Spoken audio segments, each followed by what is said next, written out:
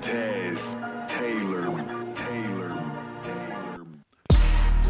What's up, guys? This is Road to Glory Basketball, and today we will be starting on a new series called Better Dribbling.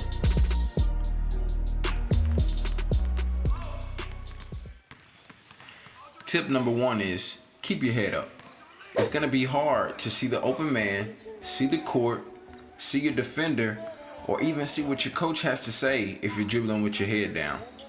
A couple great ways to make sure that your head is up is anytime that you're practicing on any dribbling drills, make sure that your head is always up. Anytime you're playing pickup, make it a habit to keep your head up when you dribble. This is tip number 1 in better basketball dribbling.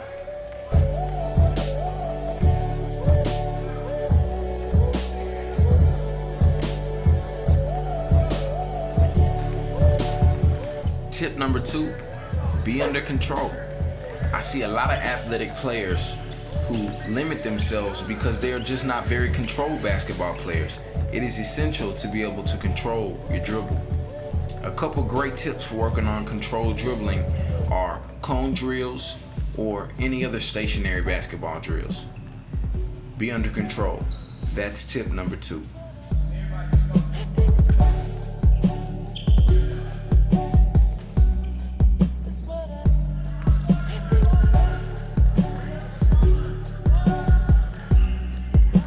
Tip number 3, change the pace. Basketball is a very high-speed game, but at times things can slow down. It is important to be able to be patient with the move or turn on the jets when you need to go to the rack. Some great drills when working on change of pace dribbling is anytime you do a rep, sometimes do it more controlled, and the next time see how fast you can do while being controlled. Tip number 3, change your pace.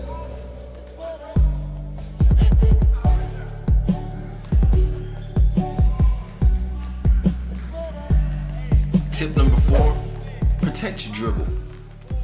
Basketball is a very intense game, and at times, I know you would like to show off some of your flashy dribble by constantly crossing over your defender, but from a more experienced and mature standpoint, the more time you put the basketball in your defender's face, the more times you're at risk of getting ripped.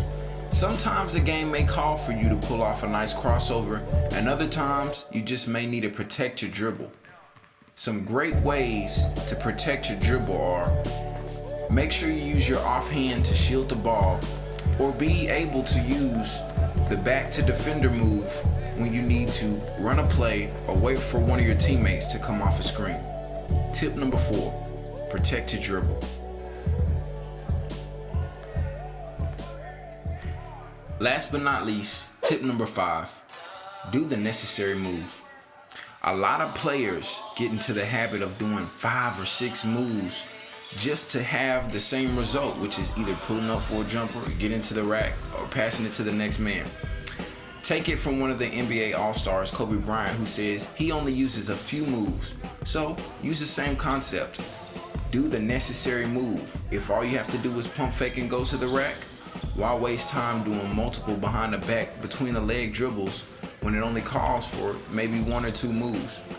If you get into the habit of over dribbling, then you can not only be known as a player who does too much, but you may put yourself at risk for turning the ball over. Sometimes doing a fancy move may be called for and it may be entertaining, but it's always safe to just do the necessary move.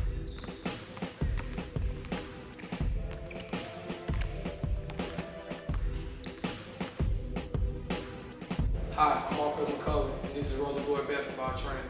Today, man, we had a great time at Clarksville Academy doing some awesome dribbling drills, shooting drills, as well as cone drills as well.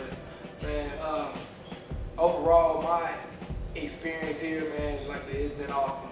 But working with Coach Matt and the other assistant coaches and the players and getting the chance to teach them things I learned in my junior college. It's just a great experience, man. Some of the things I try to teach them is like having chemistry team chemistry, playing with high energy in practice as well as in the games, and also knowing what the position is while you're in practice as well as on the court. That makes a big difference because of a coach just won't want to put a player in the game if he don't understand what his role is. So here at Clarksville Academy, we try to teach the roles, and like it's also encourage the kids to work hard, as well as build a bond with the coaches as well as the players too. But overall, it went well. This is Roll the Board basketball training.